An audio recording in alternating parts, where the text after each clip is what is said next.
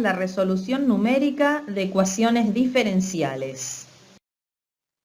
A modo introductorio les propongo el siguiente ejemplo.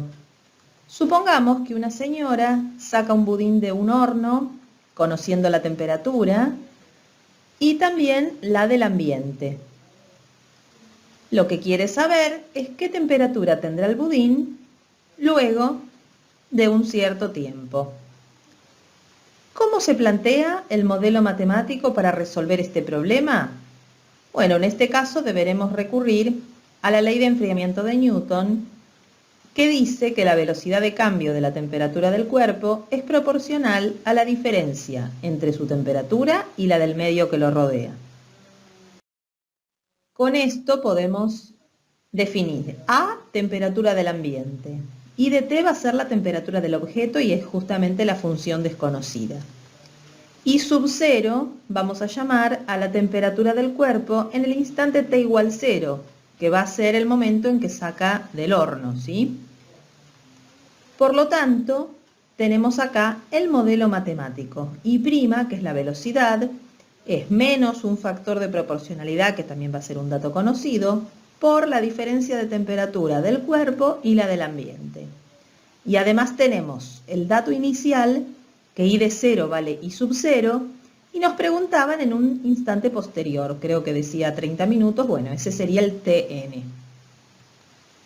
La solución, que por supuesto en este caso se puede hallar en forma analítica, es esta, ¿ven?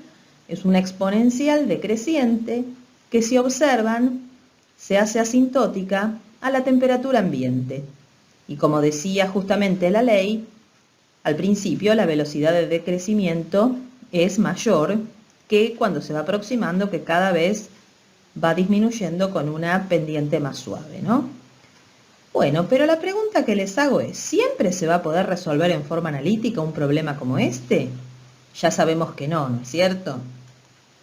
Por ejemplo, esta ecuación diferencial, a pesar de que parece sencilla, no tiene una expresión cerrada de solución. Y hay otras que, aunque tengan expresiones y se pueda resolver analíticamente, resultan demasiado complicadas. En esos casos vamos a recurrir a los métodos numéricos. Pero antes de ir a los métodos, veamos lo siguiente. Las ecuaciones diferenciales se podían clasificar en ordinarias o en derivadas totales, también se llamaban, y por otro lado las que son en derivadas parciales. Por ejemplo, una de derivadas parciales conocida es la ecuación de una onda que se propaga en una cuerda. ¿Nosotros cuáles vamos a estudiar acá en esta materia? Las ordinarias nada más. Y dentro de las ordinarias, las de primer orden. Después vamos a hacer referencia a qué pasa si fueran de orden superior, pero principalmente nuestro estudio va a ser en las de orden 1. ¿Qué era el orden? Era el orden de derivación, o sea que nosotros vamos a tener que solo va a aparecer la derivada primera. Por ejemplo, si a mí me plantearan que I' de t es igual a 2t y no me dieran ningún otro dato, ¿qué funciones cumplen esto? Nosotros ya sabemos que son todas las funciones de la forma t² más constante, ¿no? Si nosotros interpretamos geométricamente, ¿qué serían? Son parábolas. Si c es 0, es la parábola que pasa justo por el origen, pero con distintos valores de c, el vértice va a estar más alto o más bajo, ¿no? Toda una familia de parábolas. La pregunta es, si yo fijo un punto del plano, tomo un valor de t y un valor de i, cualquiera, llamémoslos t0 e i0, ¿alguna de estas parábolas va a pasar por ese punto y cuántas? En este caso es fácil ver que va a ser una sola, pero esto no siempre ocurre. No siempre ocurre que haya solución única. Por eso vamos a ver.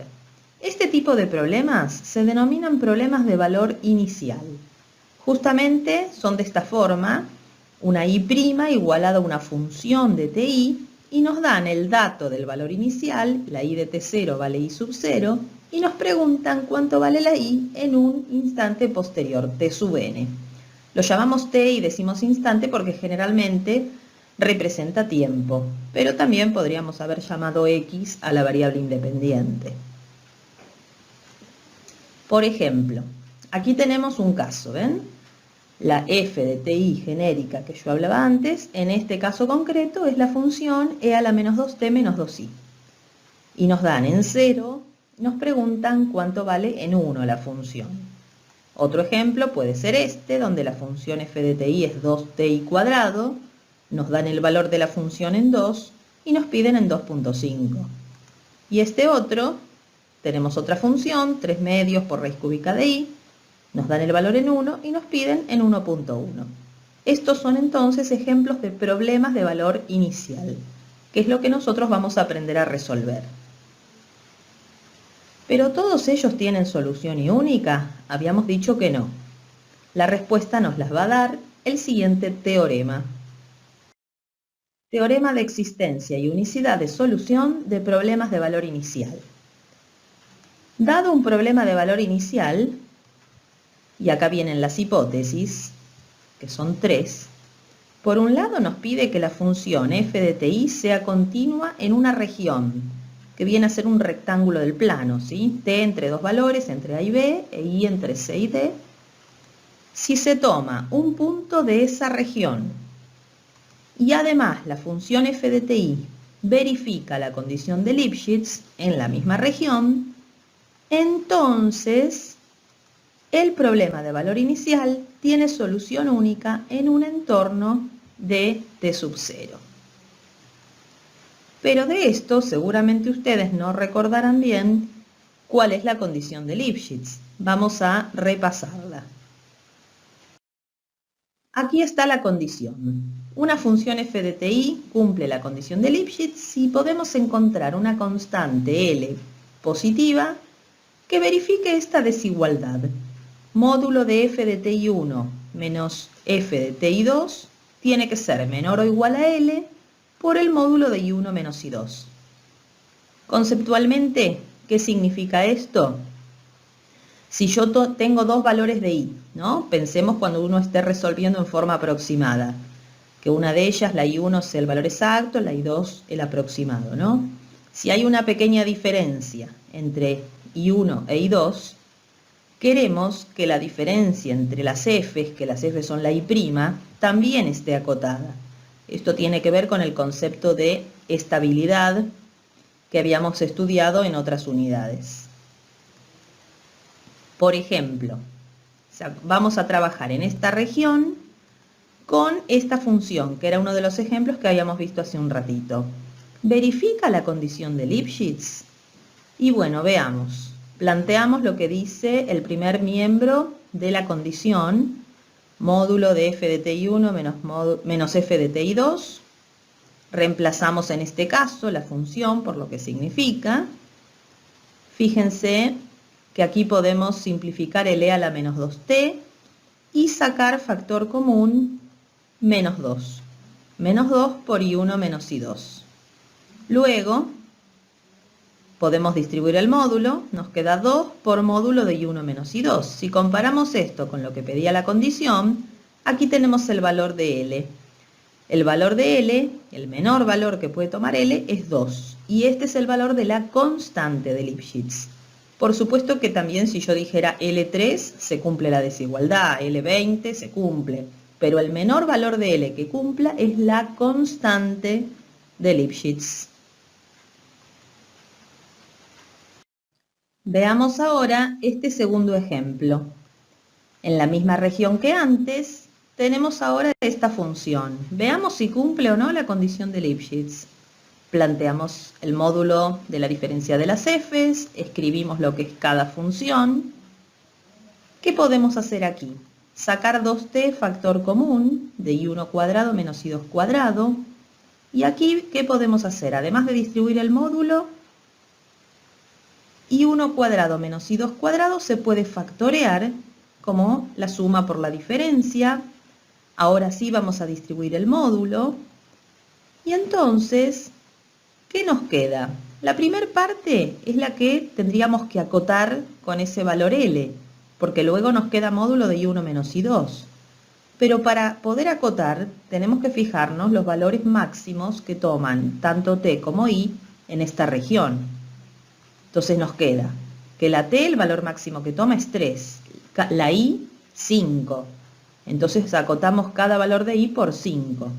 ¿Cuánto nos daría esto? 2 por 3, 6, por 10, 60.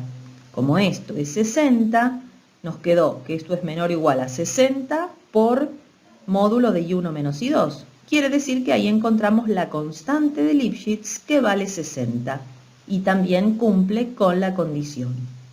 Fíjense la diferencia que hay en este ejercicio respecto del anterior. En este es el valor para esta región en particular. En el ejercicio anterior, el valor de L que habíamos encontrado no dependía de la región, era general para todo el plano. Veamos un ejemplo más, este ejemplo 3. En la misma región que antes, nos dan la función esta, 3 medios de raíz cúbica de i. Bueno, planteamos lo mismo que en los otros casos, módulo de la diferencia de las f's, reemplazamos, podemos sacar factor común 3 medios, ¿les parece?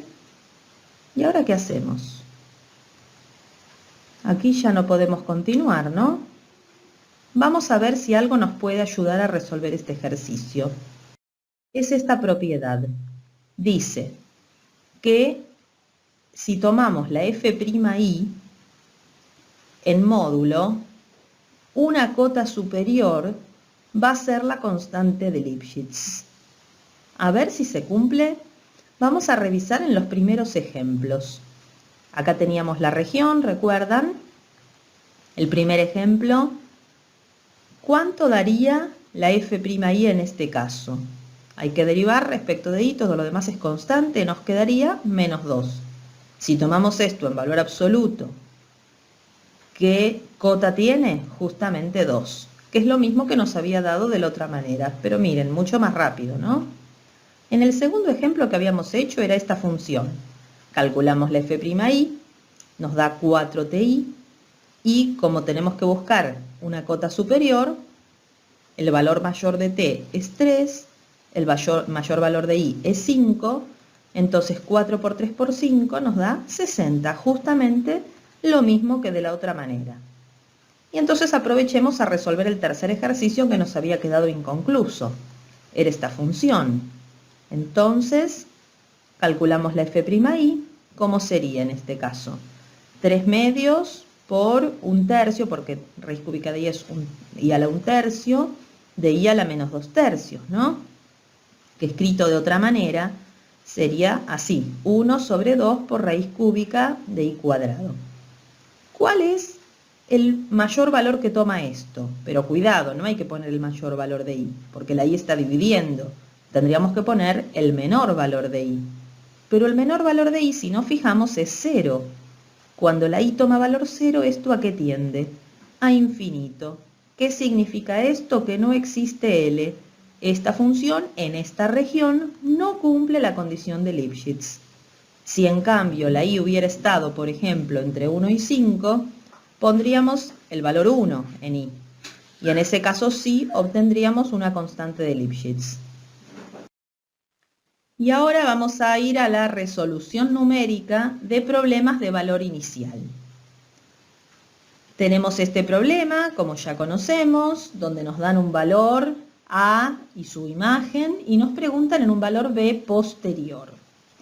Nosotros vamos a tomar que el A esté 0, el B esté n y vamos a subdividir justamente el intervalo AB en una cantidad de subintervalos X espaciados, donde vamos a llamar H a la longitud de cada subintervalo, igual que lo veníamos haciendo en interpolación, en integración, etc. Y justamente H es la diferencia entre dos valores de t consecutivos. Los métodos, ¿qué van a hacer? El valor exacto va a ser desconocido salvo el del primer punto, ¿no? Que es el que me dan como dato. Entonces vamos a llamar con W al valor aproximado que van a ir calculando los métodos en cada uno de estos valores de t.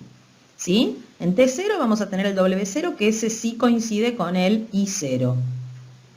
Pero en los demás, en T1 tendremos un W1, en T2 un W2 y así sucesivamente. Va a haber una diferencia entre estos dos valores. Esa diferencia va a ser el error, ¿sí? Tomado en módulo Es módulo del valor exacto menos el valor aproximado en cada uno de los puntos. Los métodos se dividen en dos grandes grupos. Por un lado están los de paso simple y por otro los de paso múltiple. Cuando uno ve esto por primera vez, por ahí piensa que paso simple es que dividen en un solo intervalo, lo hacen directo y los otros sí dividen en varios. No, no es así. Todos dividen en varios pasos. ¿La diferencia dónde está? Los de paso simple, para calcular un determinado valor, necesitan solo la información del inmediatamente anterior, como una relación en diferencia o en recurrencia de orden 1. En cambio, los de paso múltiple necesitan 2 o más de los anteriores. Veamos algunos ejemplos para clarificar esto. Si a mí me dan esta fórmula, que es uno de los métodos que vamos a ver luego. Si se fijan, para obtener el W más 1, recuerden que el W es la imagen aproximada, ¿sí? Del Y sub I más 1. ¿Qué datos necesitan? Fíjense en la parte derecha, solamente aparece WI y TI. Este es de paso simple. A ver esta otra fórmula, es más larga, pero si observan, solamente aparece también el punto inmediatamente anterior, por lo tanto sigue siendo de paso simple. Esta otra fórmula, en cambio, ¿quiénes aparecen? Además del TI-WI, aparece el TI-1 y el TI-2. Con lo cual este es un método de paso múltiple. Concretamente, ¿cuántos anteriores necesita este? Necesita 3. Se va a decir que es de 3 pasos. Y esta otra que les pongo acá, aunque hay muchas más fórmulas, pero acá algunos ejemplos, ¿quiénes aparecen acá? Para calcular el WI más 1 necesita el anterior y el anterior del anterior. También hay algo extraño acá, aparece el propio WI más 1. Es como recursivo esto, ¿no? Se va a llamar fórmula implícita, ya después la veremos, pero anteriores acá hay 2, o sea que este es de 2 pasos. ¿Y cuáles son los métodos concretamente que vamos a estudiar? De paso simple vamos a ver el método de Euler, Taylor, Runge-Kutta de segundo orden, Geun y Runge-Kutta de cuarto orden. De paso múltiple vamos a ver fórmulas explícitas y fórmulas implícitas, y que se utilizan en parejas de métodos predictor-corrector.